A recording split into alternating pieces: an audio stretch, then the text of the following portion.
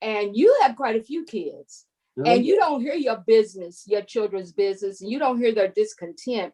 And how do you keep all of them different personalities in a peaceful mode, or do you threaten to beat them down if they fight? This is funny because I shared with Summer, my middle daughter, last night. First of all, she's like, why does Miss Charlene want to talk to you? She got a healthy heart thing. And so I was like, well, she talks about other things. She thinks I'm a good person. So I said, one of the questions she asked, and she said, oh, Mama, Miss Charlene don't really know. And I said, she probably does. No. If they are all there together for longer than a couple of hours, there is absolutely going to be an argument about something. It's usually something totally ridiculous. The last time we were all together, I think they got a big argument with Steve Harvey. We said something about, well, Steve Harvey said you shouldn't do that. And the next thing you know, the boys were arguing, Steve Harvey's this, that, to turn into just a full. I'm like, this is ridiculous. So no, they argue and bicker. The girls get along better than the boys because the boys are so competitive. And, you know, all my boys play sports, and the girls too, but the boys are really competitive. And when they get together, it's like about any and everything. You know, they can get to arguing about who's the best basketball player. They can get to arguing about whether this restaurant's better than that one. And then it just gets real silly. But I got another question. I didn't have this on there, but I heard that you can I'm sorry. Okay. Yes, ma'am. You good. Hey. She's in the bathroom. It's amazing that door's still open. Girlfriend, hey, look at you. Girl, that's just amazing to me. So yeah, I mean, your door is always open. Look at God. Yes. They get to argue, and they sometimes come to physical fights, but never anything to hurt anybody. But no, you know, I love Facebook, as you probably know, but I don't believe in, not that we're not trying to be real. And close friends of mine, they'll know. And you know my husband, I don't know how, you don't know him that well, but he's pretty much like this. He is. Nothing bothers him. He's never going to be up. He's never just nothing. And the funniest story I can tell you about them getting into it. I was at work one day, and I don't even know what they were fighting about, but couple of the boys got to arguing and fighting, and it ended up being a physical fight. I mean, they were turning over furniture, and my husband was gone to the store. Some of the grandchildren were there. And they said when Granddaddy came in, Granny, he just looked around and saw the house was tore up, and said he looked at his watch, because I get off at 7:30, and said, well, all I know, y'all better straighten this up before your mama get home. And went on about his business, didn't ask what they were arguing about. They were fighting about. But basically, they all love each other. They all got each other's back when it comes down to it. They can be arguing, get into a knockdown, drag out, and somebody got a game that night. You turn around and every one of them's there. Wow. So, and that I'm proud of. Like I said, another thing, like I said, goes back to my grandmother and all her sons, and they are all adults, some older than me, some younger, but they're very, very close. I guess way back then, people used to play cards a lot.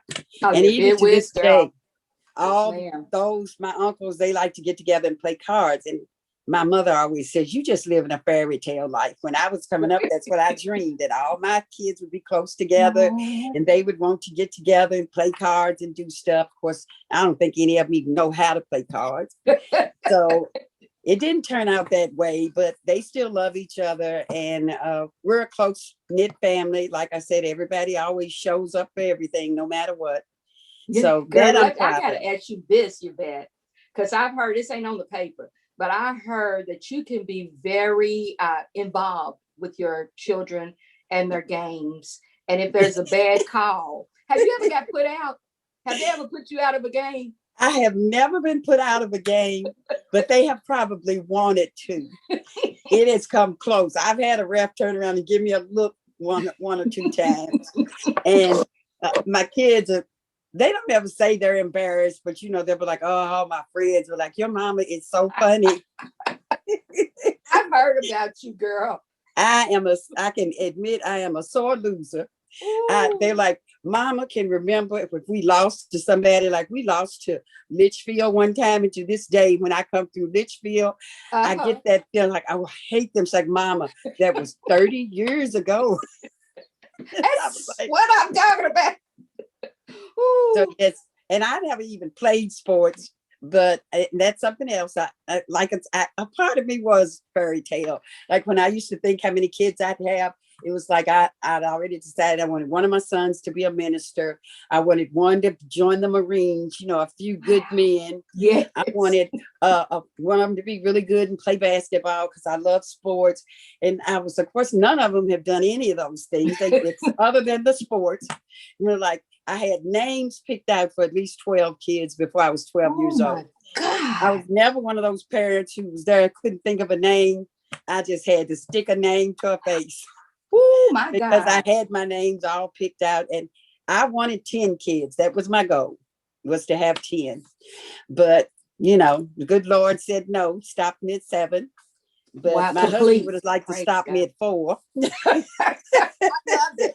Girl, with so many people and then the grandkids and the friends of the kids, how do you ever, or do you need time for yourself? Do you ever get it or how do you find it? Well, I do now, and I don't always appreciate it because now it's kind of lonesome. It's just Mern and I at home now, and most nights, especially through the week, it's just the two of us. And I told him not too long ago, I said it's kind of weird, isn't it? All those years when this house was packed and noisy, and we never got a minute's peace, and now it's just us. The weekends they'll drop by, especially with the COVID, and the kids are not there. Before COVID, the grandkids caught the bus from my house every day and they came back to my house every evening. So we still had a house full. So That's when they were amazing. younger, no. Uh, Taking a bath was probably the only me time I got. And they would start sticking notes under the door or invariably get into a fight outside the door. That is wow. Praise God. Do you But still work with babies in the hospital? yes, I have been in the intensive care nursery for 41 years. Wow. I now just pretty much work about 2 days a week, every other weekend, something like that. But absolutely, I do. I still love it. And Wow. again, How do it's you babies. deal with it, girl? When I've got a granddaughter, she was saying that at one time she wanted to work with babies in the NICU. I think that's how you say it. Yes, that's where I work. And she said, Cha Cha, I can't do it. Now she's very point blank. She said, because when a family decides a child's not going to make it, I couldn't pull a plug on a baby. And I was like, well, how would you even work with sick kid? I can't, I don't even like you to have a cold around me. Nevertheless, if you start bleeding, I don't mess around, throw up. Yeah. I just ain't, that's why I'm glad Yeah, I know that's you. pretty So gross. Yeah, that's one reason I work with kids. Throw up from a baby is quite a bit different than throw up from an adult. so how do you deal But with them not making it out? How do you stay well, encouraged? in actuality, we lose very, very few babies. I've been working there for 41 years. And one-on-one, I've probably lost less than 10 patients. Wow. Medical science is amazing. We don't lose many God. babies. We really don't. Some of them stay there for months and months because they're born 1 pound, 2 ounces with all kind of other problems. So they may be there for several months, but the vast majority of the babies go home. The other thing is, and it's something that, quote, lay people can't put their finger around, is Yeah. the ones we lose, most of them need to go. Some of them are so I don't know the word, deformed, or so many obstacles that they're not going to have any quality of life, and they just go. Okay. I have to be honest, there are some that make it out of there that might have been better off if they did. They suffer for Yeah. several years before they Mhm. go, because it comes to a point where even when they come off the breathing machine, they don't die. Yeah. And sometimes that's a blessing, and sometimes it's not such a blessing. Not that Wow. all children aren't blessings, but I mean, you know what I mean. Yeah, I It's no more than do. an adult that it's just going to suffer, suffer, suffer. And, you read about them or hear about them, and they died when they were 10 or 11, but they were miserable for all those years. But Oh, the vast majority of our babies make it out, and parents bring them back, and you just can never tell. That's the thing. wow.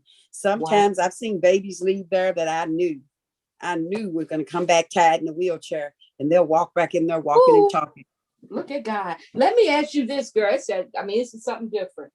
When you started, correct me if I'm enunciating, Moji, is it Uh-huh. Moji Life? It's When Moji. you started Moji Life, and entertained it for a second. And then I thought, I don't see how she's just a bionic. You remember the Bionic Man? Yes. I was like, she's a bionic person. That's how she's finding time to do this and excel, because it takes a lot of energy. And how is she? So, girl, how'd you do that? Find that time to do that? Well, again, in all honesty, and it's not a sales pitch. You know, the Bible say, blessed are the pure in heart, for they shall see God. And I just ask him to create in me a clean heart, oh God, and renew a right spirit within me.